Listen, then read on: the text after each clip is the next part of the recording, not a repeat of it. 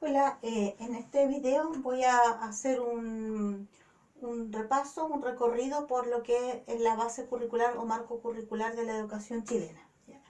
Y estas bases curriculares están directamente relacionadas con la enseñanza que se hace en el aula, en este caso particular, de la asignatura de matemáticas.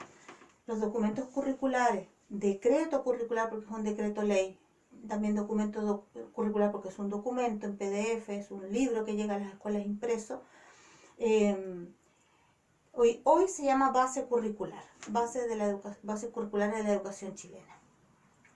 Lo que hay acá son una serie de años que les quiero mostrar con estas bases curriculares. Estos documentos curriculares han ido cambiando, han ido evolucionando.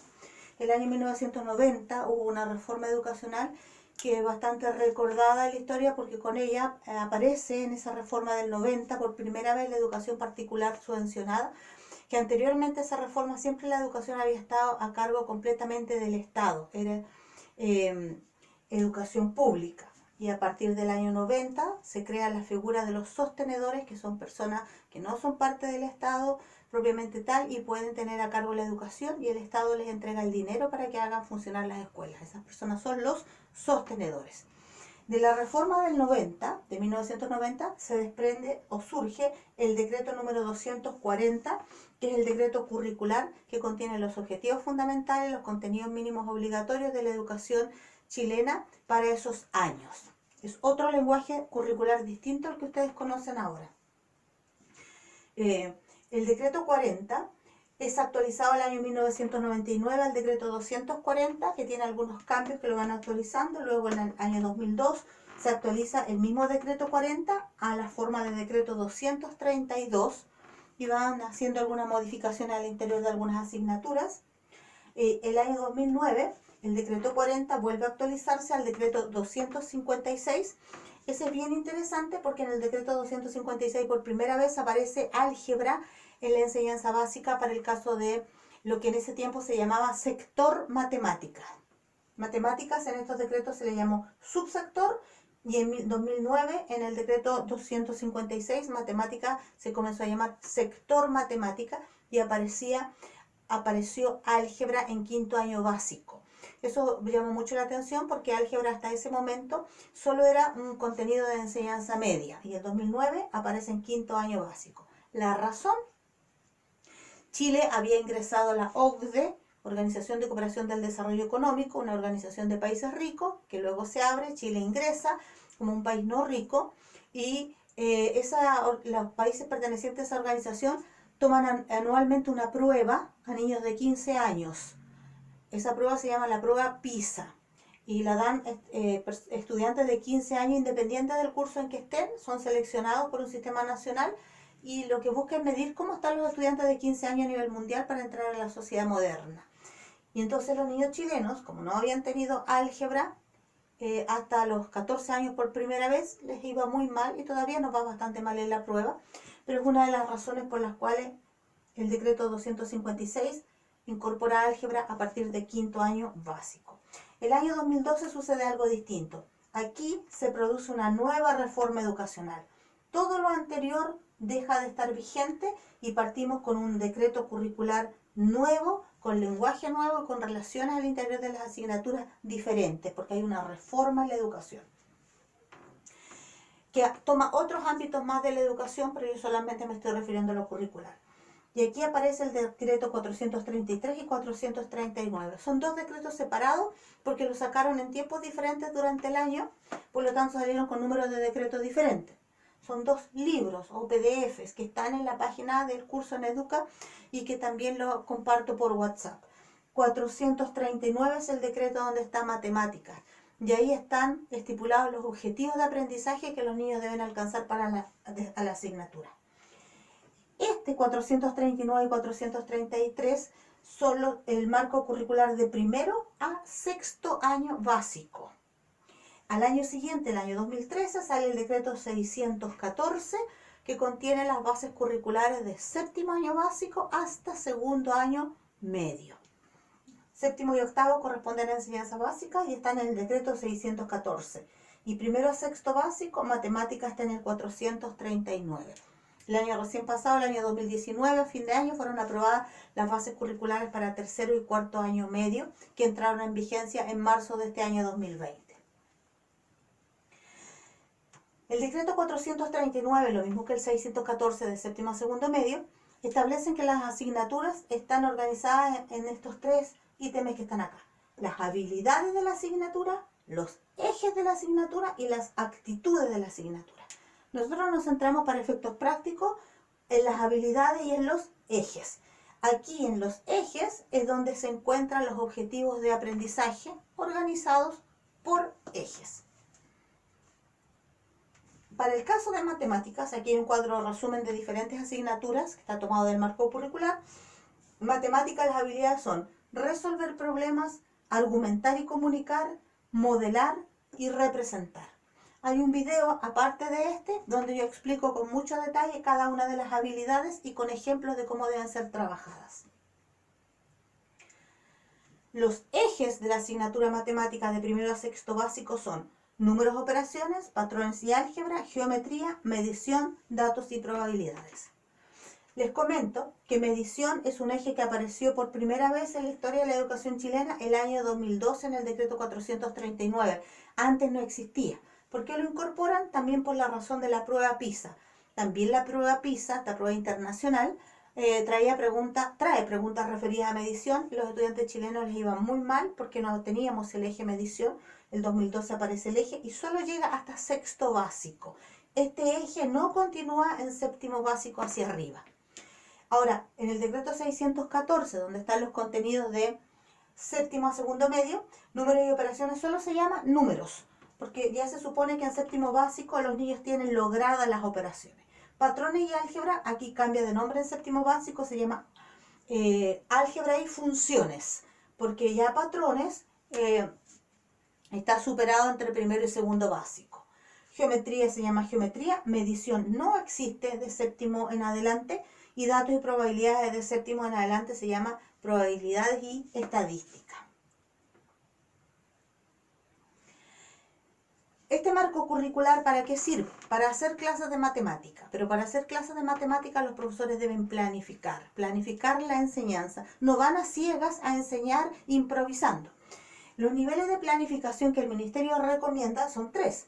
Una planificación anual, donde el profesor distribuye los objetivos de aprendizaje que tiene que enseñar en un año, de manera tal que el año le alcance para enseñarlos. Y entonces dice, en marzo voy a enseñar una cosa, en abril otra, los ordena. El profesor tiene absoluta libertad de decidir en qué orden va a enseñar los objetivos. Si en el 1, el 2, el 3 y el 4, si va a enseñar de atrás para adelante, si los va a mezclar, si va a enseñar números y álgebra mezclados en una semana. Eso es libertad absoluta del profesor, ¿ya? Es una flexibilidad curricular que existe. Ahora, debo mencionar que son las unidades técnicas pedagógicas, el jefe técnico de cada escuela, quien en definitiva le dice a los profesores de su establecimiento cómo en ese establecimiento se ha decidido hacer la planificación. El otro nivel de planificación son las unidades. Siempre hago el comentario que las unidades ya vienen preestablecidas por el Ministerio dentro de los mismos programas de asignatura, es sencillamente que dividen el año en 4 partes y le llaman unidad 1 y 2 en el primer semestre, 3 y 4 en el segundo semestre.